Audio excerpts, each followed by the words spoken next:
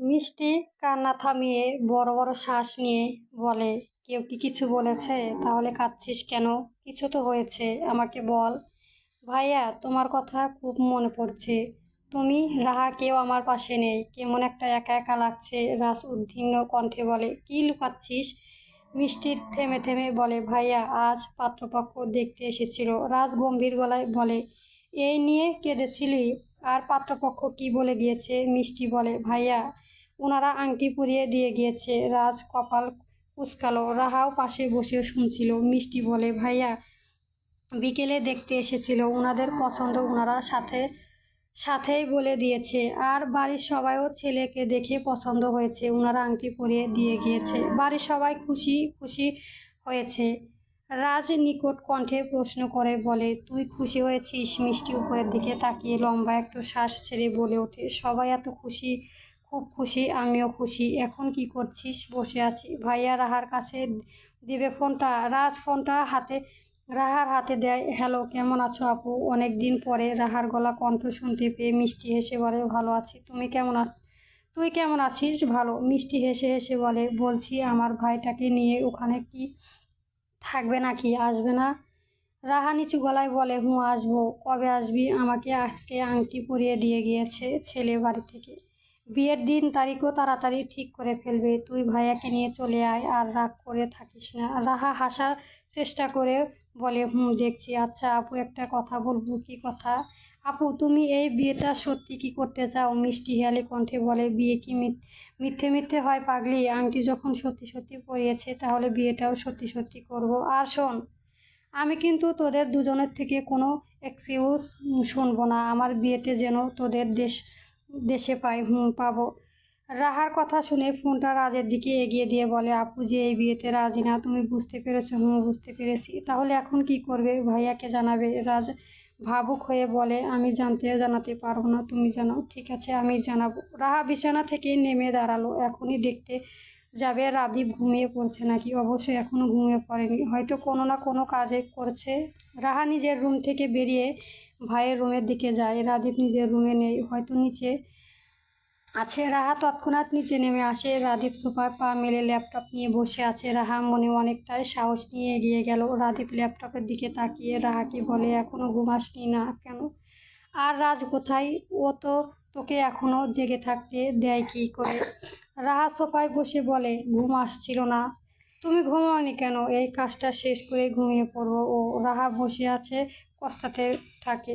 ভাইয়ের সামনে মিষ্টির কথাটা বলার সাহস উঠছে না। যদি ধমকে বলে রেগে গেলে যাক, তবুও এখন রাহাকে বলতে হবে। সেও জানে মিষ্টি সবার মুখের দিকে তাকিয়ে বিয়েটা করছে। কিন্তু মিষ্টির মনে তার ভাইয়াকে ভালোবাসে। মিনিট 15 এইভাবে যায়। রাদীপ কাজের মাঝে রাহার দিকে তাকাচ্ছে। এরপরে ল্যাপটপ চাপিয়ে রাহার দিকে তাকিয়ে বলে, কি বলতে চাস বল। রাহা উঠে এসে পাশে বসে খানিকটা ভরযোগ গলায় বলে ওঠে, ভাইয়া, তোমাকে একটা গুরুত্ব কথা বলতে চাই। কথাটা তোমার আদৌ ভালো লাগবে না, তবুও তোমাকে শুনতে হবে। কি কথা বল। ভাইয়া একটু আগে দেশে থেকে মিষ্টি কল দিয়েছে রাজকে, আমিও কথা বলেছি। রাতে গম্ভীর গলায় বলে, এতে অবাক হওয়ার, ভালো লাগার কি আছে? কথা বলতে পারিস। রাহা মাথা খানিকটা নাড়িয়ে বলে, ভাইয়া, কথাটা সেটা না। কথা হচ্ছে মিষ্টি জানালো বাড়ি থেকে ওর নাকি বিয়ের ব্যাপারে কথা বলছে ছেলের বাড়ি থেকে। আজকে আংটি দেখে এসে আংটি পরিয়ে দিয়ে গিয়েছে। এই বলে রাহা আর ভাইয়ের মুখ দিকে তাকিয়ে রইল। রাদীপ কোনো প্রক্রিয়া না দেখায় শুধু শক্ত গলায় বলে ওঠে, তোরা তোরা কি এখন এই বিয়ে খেতে যাবি? রাহা নাক মুখ কুঁচকে বলে ওঠে, তুমি এই কথা বলছো? হুম, তোরা কি করবি? বাড়ির বিয়ে, আর তোরা চাইলে যেতে পারিস। আর 2 মিনিট চুপ করে নরম গলায় বলে, ভাইয়া, আপু যখন বিয়ের কথা বলছে তখন কান্না করেছিল। বলো যে এই বাড়িতে সবাই খুশি, তাই সেও বিয়ে করবে। ভাইয়া আপুকে তোমাকে এখনো ভালোবাসে, তুমি কি কিছুই বোঝো না? রাদীপ সোজা গলায় বলে, আমি কি বলবো এখানে? সব তো ঠিকই হয়ে গেছে। রাহা হয়তো মনে কিছুক্ষণ বসে রইল। তার ভাইয়া এত শান্ত করে বলল, মিষ্টি তোমাকে ভালোবাসে, এই ভালোবাসার জন্য তো চলে এসেছে, তবে এই ভালোবাসা অন্যর হয়ে যাবে। দেখো কিছু বলছে কেন? তবে কি তো ভাইয়া? মিষ্টি আশা ছেড়ে দিয়েছে, কিন্তু মিষ্টিও এখন তারই অপেক্ষায় রয়েছে। কথাগুলো মনে মনে রাহা রাদীপের কিছু বলার জন্য প্রস্তুত হলো। রাদীপ রাহাকে কিছু বলতে না দিয়ে কড়া গলায় বলে, অনেক রাত হয়ে গিয়েছে, এখন যা শুয়ে পড়। রাহা অসহায়ের মতো ফেসে বানিয়ে ভাইয়ার মিষ্টি। রাদীপ তীক্ষ্ণ দিকে তাকিয়ে বলে, মিষ্টি মিষ্টি, এখন রুমে যা। রাহা মিনমিন করে কিছু বলতে উঠতে চলে যায়। রাহা সিঁড়ি দিয়ে উপরে চলে যেতে রাদীপ তপ্তশ্বাস ফেলে টেবিলে লাথি মেরে বলে ওঠে, ধ্যাস। সাইমন নিচে নামার সময় রাহা এসে সামনে দাঁড়ায়। রাহা পাশ কাটিয়ে চলে যেতে নিলে সাইমন বলে, কি হয়েছে? তোমাকে এমন দেখাচ্ছে কেন? কই, মনে হচ্ছে কোনো কিছু মন খারাপ নিয়ে। কিছু হয়েছে ভাইয়া, আপনি জানতেন না ভাইয়া মিষ্টিকে ভালোবাসতে? জানি তো। কি হয়েছে মিষ্টিকে নিয়ে? মিষ্টিকে দেখতে এসেছে, আংটি পরিয়ে রেখে গিয়েছে, সেটা ভাইয়াকে বললাম কিন্তু কিছুই বলল না। সাইমনও ভাবুক হয়ে গেল, সাথে সাথে বলে, রাদীপ কিছুই বলে নাই না ও? তবে মিষ্টিকে তো ভালোবাসে, তাহলে চিন্তা করো না। রাহা চোখ ছোট ছোট করে সাইমনের দিকে তাকিয়ে বলে, আপনিও তাই বলেছেন?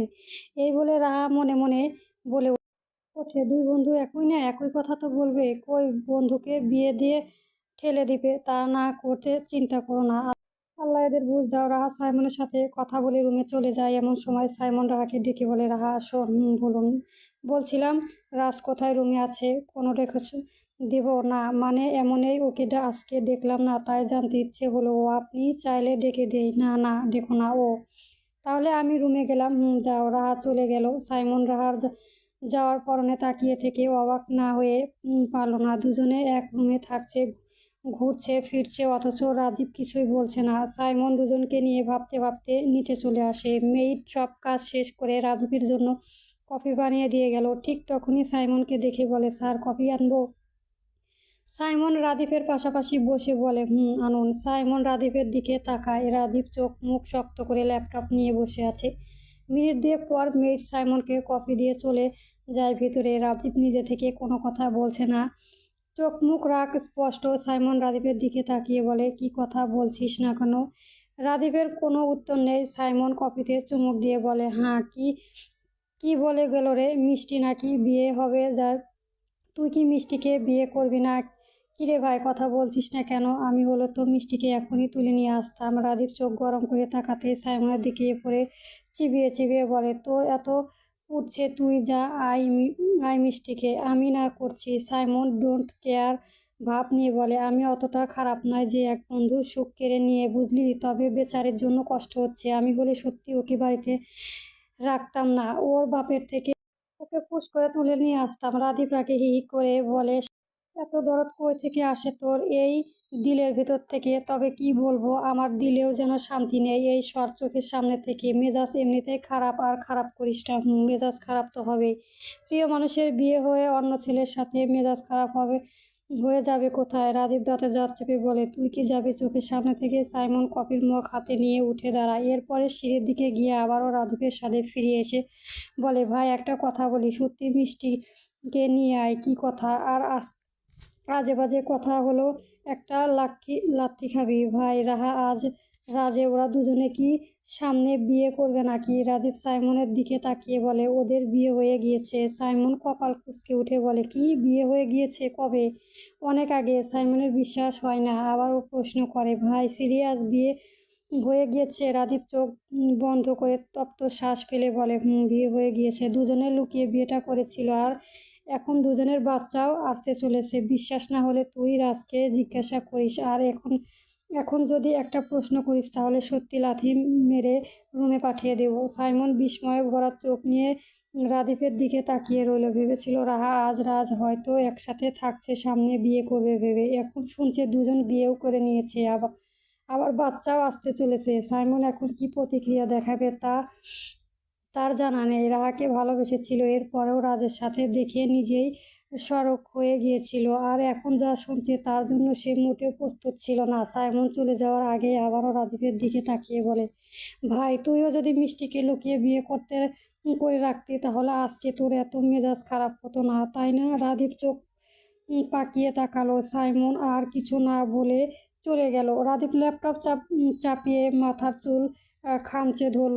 সে চাইলেই পারত মিষ্টিকে নিয়ে আসতে, কিন্তু পরিস্থিতি তখন তেমন ছিল না। এখন মিষ্টি অন্যের হয়ে যাবে, সেটাও সহ্য করার মতো নয়। তাকে কিছু একটা করতেই হবে, আর যখন রাগের মাথায় কিছু করবে না, তাকে এখন ভাবতে হবে। রাদীপ তৎক্ষণাৎ উঠে সিঁড়ি বেয়ে উপরে নিজের রুমে চলে গেল। পরের দিন রাশেদ চৌধুরী আর রুবেল চৌধুরী দুজনের ড্রয়িং রুমে বসে চা খাচ্ছে। সাইমা চৌধুরী এগিয়ে এসে রাশেদ চৌধুরী বললেন, মিষ্টির বিয়ের ডেট তো তাড়াতাড়ি ঠিক করবে, এই ব্যাপারে রাজকে একবার জানালে হতো না? রাশেদ চৌধুরী ঠান্ডা গলায় বলে, জানাতে তো হবেই। তাহলে জানাও, ও তো জানার অধিকার আছে। জানাবো, কিন্তু তোমার ছেলে কই? কই মানে?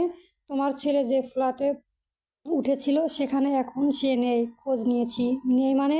কবে থেকে নেই? কয়েকদিন ধরেই। আমি জানতে পেরেছি কালকে। এরপর অনেক জায়গায় খোঁজ লাগিয়েছি, কিন্তু তেমন উম, ছেলের কোনো খবরই পাইনি। সাইমা চৌধুরী কপালে চিন্তায় ভাঁজ পড়ল, থমথমে গলায় বলে উঠল, তাহলে ছেলেটা গেল কোথায়? রাশেদ চৌধুরী বললেন, কোয়াটা কোয়াটেকার বলল নিজে থেকে নাকি চলে গিয়েছে। আজ ফোন দিয়ে ওর সাথে কথা বলবো। এর একটা না একটা বিহিত আজ করবো। এভাবে চলতে দিলে তো হবে না। একে ছেলে মেয়ের এক এক জায়গায় নিজেদের ইচ্ছে মতো গিয়ে থাকবে, আমাদেরই কিছু করতে হবে। এই শুনে রুবেল চৌধুরী কেমন একটা দৃষ্টিতে ভয়ে দিকে তাকালো। মনে মনে অনেক কথা আসছে, তবে এখন চুপচাপ থাকতে চান তিনি। সময়ের অপেক্ষায় আছে, ঠিক সময় মতো কথাগুলো বলবেন। রুবেল চৌধুরী চায়ের কাপ রেখে উঠে চলে গেলেন উপরে। নিজের রুমে এসে বিছানা থেকে ফোনটা নিয়ে রাদীপের নাম্বারে কল দিলেন। পরবর্তী গল্প পেতে চ্যানেলটা সাবস্ক্রাইব করবেন। ধন্যবাদ। চলবে।